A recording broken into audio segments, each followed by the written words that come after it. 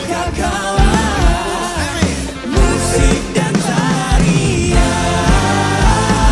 semua makhluk di bumi di surga dengan senang hati. Mari saudara, dengan segenap hati katakan, sebab Tuhan baik, sebab Tuhan baik, sebab Tuhan baik, anugerahnya kekal selamanya. oh kau terlalu baik Tuhan. Tuhan baik, Oh kau sungguh baik. Tuhan baik, Oh yes Jesus. sebab Tuhan baik, anugerahnya kekal selamanya. Sebab Tuhan baik. Sebab Tuhan baik, sebab Tuhan baik, Jemaat gak kedengeran suaranya lebih keras lagi. sebab Tuhan baik, anugerahnya kekal selamanya. Siapa yang baik katakan.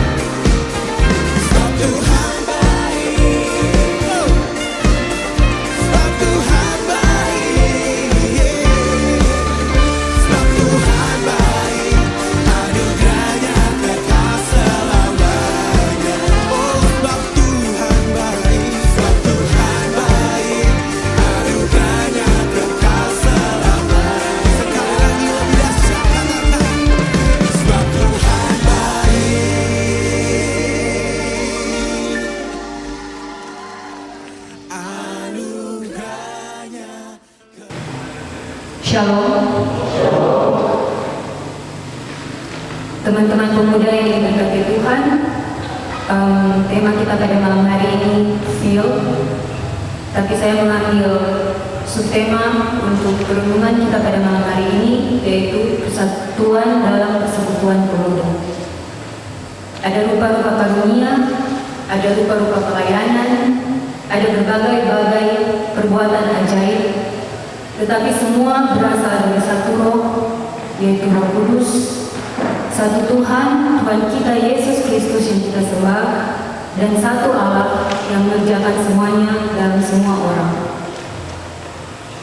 Paulus menekankan dalam pasal 1 ayat 12 dari firman yang telah kita baca sebelumnya, agar jemaat di Korintus mengetahui terlebih dahulu mengenai kebenaran ini, yaitu walaupun ada rupa-rupa karunia, ada rupa-rupa pelayanan, ada berbagai-bagai perbuatan ajaib, tetapi asalnya hanya satu. Dalam ayat 2 disebutkan mengenai jemaat di Korintus pada saat itu ketika mereka belum mengenal Allah. Mereka masih melakukan penyembahan berhala, padahal mereka sudah menjadi Kristen. Dan kita tahu bahwa penyembahan berhala adalah sesuatu yang sangat ditentang oleh Allah kita. Bahkan Ia berfirman dalam ke-10 firman, jangan ada padamu Allah lain di hadapanmu. Jadi teman-teman, ketika jemaat di Korintus masih dikuasai oleh roh yang tidak mengenal Allah, bagaimana mereka berharap dan bagaimana mereka dapat berpikir bahwa roh Allah akan tinggal di antara para penyembah berhala ini. Di sini saya akan menggarisbawahi mengenai rupa-rupa karunia, rupa-rupa pelayanan, dan berbagai-bagai perbuatan ajaib. Teman-teman sekalian yang diberkati oleh Tuhan, ketika kita mendengar mengenai rupa-rupa karunia yang dimaksud oleh Paulus merupakan karunia roh. Ketika kita mendengar mengenai karunia roh, kita pasti akan berpikir juga mengenai talenta. Sebenarnya apa sih bedanya antara talenta dan karunia roh? Teman-teman sekalian, talenta dan karunia roh sama-sama berasal dari Tuhan. Tapi kepada siapa talenta dan karunia roh diberikan itu? Karunia roh diberikan oleh Roh Kudus kepada orang-orang percaya. Talenta diberikan kepada siapapun, walaupun orang percaya ataupun dia bukan orang percaya. Asal talenta itu asalnya dari genetik atau memang ada usaha kita berlatih untuk mendapat talenta itu, sedangkan karunia roh itu berasal dari kuasa Roh Kudus. Dan terakhir, kegunaan dari talenta dan karunia roh itu sangat-sangat berbeda teman-teman. Karunia roh itu digunakan untuk kemuliaan Kristus dan berfokus pada melakukan pelayanan dan melayani orang lain. Sedangkan talenta, misalnya talenta kita bermusik, talenta dalam kesenian, atau talenta apapun itu dapat digunakan dalam kegiatan yang bisa saja tidak berhubungan dengan pelayanan. Makanya saya bisa katakan tadi bahwa talenta ini diberikan walaupun dia bukan orang percaya, dia bisa saja memiliki talenta. Dan soal karunia roh ini teman-teman, karunia roh ini diberikan berbeda-beda kepada tiap orang. Jadi jangan kita iri hati ketika kita bisa melihat bahwa ada orang-orang tertentu yang bisa misalnya berbahasa roh, dan ada orang-orang tertentu yang mempunyai karunia-karunia roh tertentu. Itu dijelaskan juga dalam 1 Korintus 12 ini, dalam pasal-pasal berikutnya. Ketika ada orang yang bisa berbahasa roh, ada juga pasti orang yang bisa menerjemahkannya agar jemaat bisa mengerti. Dan untuk setiap karunia roh ini teman-teman, kita tidak perlu iri hati, karena iri hati itu biasanya terjadi antara sesama jenis. Sesama jenis itu bukan lawan jenis, maksudnya adalah laki-laki itu tidak iri hati kepada wanita, begitupun sebaliknya. Teman-teman yang memiliki jabatan lebih tinggi tidak iri hati kepada teman-teman yang jabatannya lebih rendah.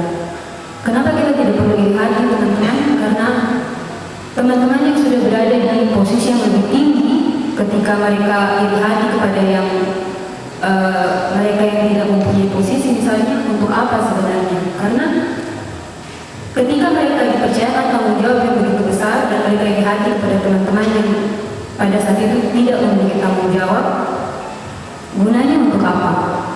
Dan begitu pun sebaliknya, ketika teman-teman iri hati kepada misalnya orang-orang yang mempunyai kedudukan lebih tinggi dari teman-teman, gunanya untuk apa?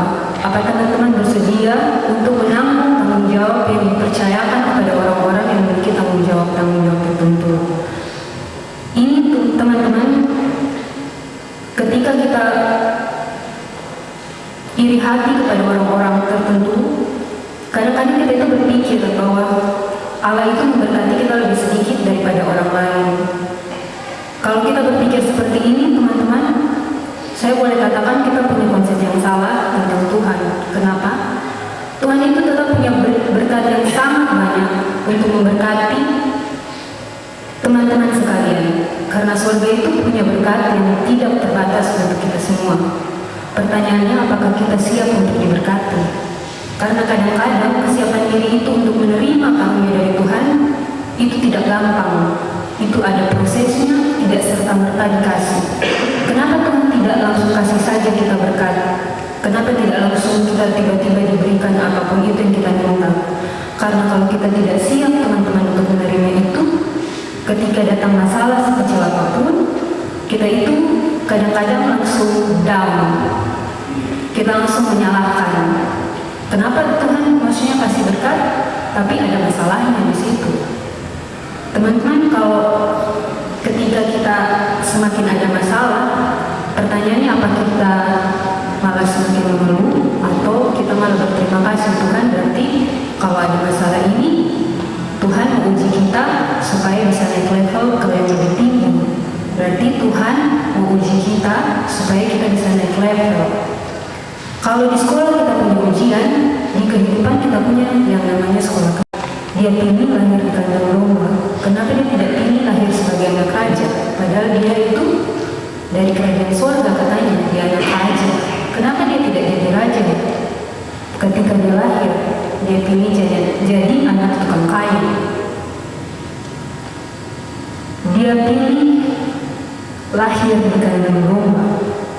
Dia tidak punya pendidikan formal, tapi dia dipanggil guru teman-teman. Dia tidak ada pelayan, tapi dia dipanggil tuan. Dia tidak belajar soal ilmu pengobatan apapun, tapi dia bisa memiliki karunia untuk menyembuhkan. Dia tidak pernah melakukan kejahatan, tapi dia disalibkan di antara para penjahat bahkan. Hidupnya tetap berkenan pada Allah sampai pada kematiannya. Bahkan dia diperlakukan secara tidak adil. Pertanyaannya, bisakah kita sebagai pemuda seperti itu? Sekecil apapun yang kita lakukan, maksudnya yang dimulai oleh Tuhan Yesus sendiri, diberikan contoh. Bisakah kita seperti itu di pelayanan kita sekarang? Terkait dengan perbuatan berbagai-bagai perbuatan ajaib, kita tidak perlu membayangkan seperti Tuhan Yesus yang berjalan di atas air, teman-teman, atau seperti Dia yang puasa 40 hari 40 malam. Tidak perlu membayangkan seperti itu tuh, teman-teman. Sehari kita makan, tidak makan mungkin masih bisa tahan. 3 hari, gede. Berapa banyak waktu yang orang habiskan misalnya setiap hari untuk pegang handphone dibanding orang membaca Alkitab? Berapa banyak waktu yang orang habiskan setiap hari untuk di sosial media, orang scrolling orang di sosial media dibandingkan orang berdoa bicara sama Tuhan.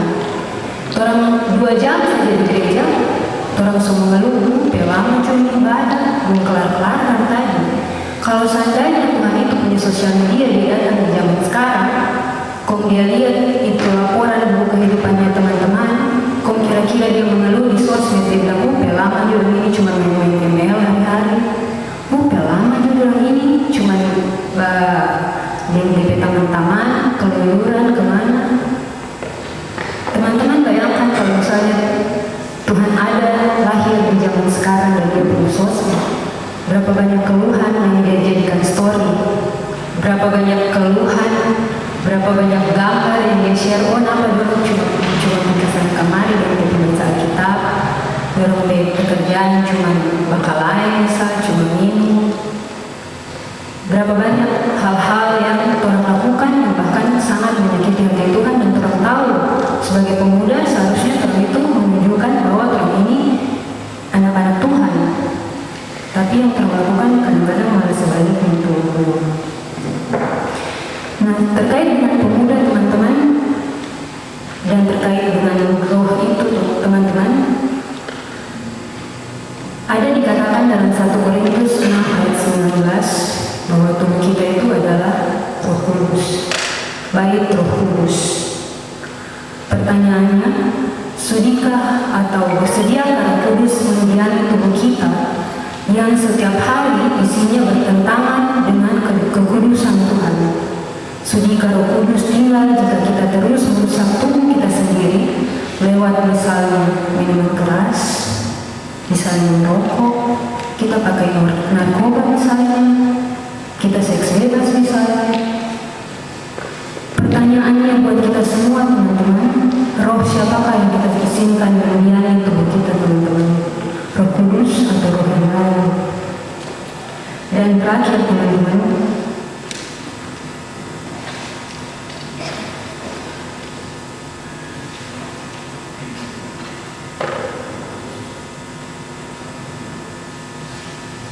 untuk hidup berkenan kepada Tuhan, kita seharusnya melakukan kehendak Tuhan, memiliki hubungan dengan Tuhan untuk setiap keputusan hidup yang kita ambil. Raja Daud hidupnya berkenan kepada Tuhan. Setiap keputusan yang dia ambil, dia tanya sama Tuhan. Apakah kita juga seperti itu tuh setiap hari, atau kita fokus untuk hanya apa yang kita minta kepada Tuhan, tetapi kita lupa kepada siapa yang menyediakan?